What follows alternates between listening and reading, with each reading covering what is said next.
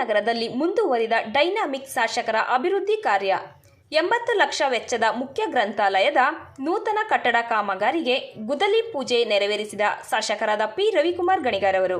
ಮಂಡ್ಯ ನಗರದ ಕೇಂದ್ರ ಗ್ರಂಥಾಲಯ ಆವರಣದಲ್ಲಿ ಕರ್ನಾಟಕ ಸರ್ಕಾರ ಲೋಕೋಪಯೋಗಿ ಇಲಾಖೆ ಕಾರ್ಯಪಾಲಕ ಇಂಜಿನಿಯರ್ ಮಂಡ್ಯ ವತಿಯಿಂದ 80 ಲಕ್ಷ ವೆಚ್ಚದ ಮಂಡ್ಯ ನಗರ ಕೇಂದ್ರ ಗ್ರಂಥಾಲಯ ಕಚೇರಿಯ ನೂತನ ಗ್ರಂಥಾಲಯದ ಕಟ್ಟಡ ನಿರ್ಮಾಣದ ಕಾಮಗಾರಿಗೆ ಮಂಡ್ಯ ವಿಧಾನಸಭಾ ಕ್ಷೇತ್ರದ ಶಾಸಕರಾದ ಪಿ. ರವಿಕುಮಾರ್ ಗಣಿಗರ್ ಅವರು ಗುದ್ದಲಿ ಪೂಜೆ ನೆರವೇರಿಸಿದರು. 80 ಲಕ್ಷ ರೂಪಾಯಿಯನ್ನು ಬಿಡುಗಡೆ ಮಾಡಿದೆ. ಅದರಲ್ಲಿ ಇವತ್ತು ಗುದ್ದಲಿ ಪೂಜೆಯನ್ನು ಮಾಡಿದೆ.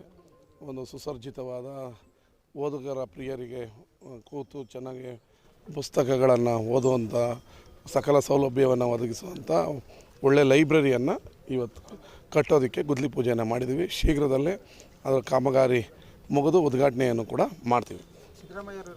ಸಬ್ಸ್ಕ್ರೈಬ್ ಬಟನ್ ಮೇಲೆ ಕ್ಲಿಕ್ ಮಾಡಿ ಹಾಗೂ ನಮ್ಮ ಹೊಸ ವಿಡಿಯೋ ನೋಟಿಫಿಕೇಷನ್ಗೋಸ್ಕರ ಪಕ್ಕದಲ್ಲಿ ಕಾಣುವ ಬೆಲ್ ಬಟನ್ ಮೇಲೆ ಕ್ಲಿಕ್ ಮಾಡಿ ಹಾಗೂ ಲೈಕ್ ಮಾಡಿ, ಶೇರ್ ಮಾಡಿ, ಕಮೆಂಟ್ ಮಾಡಿ.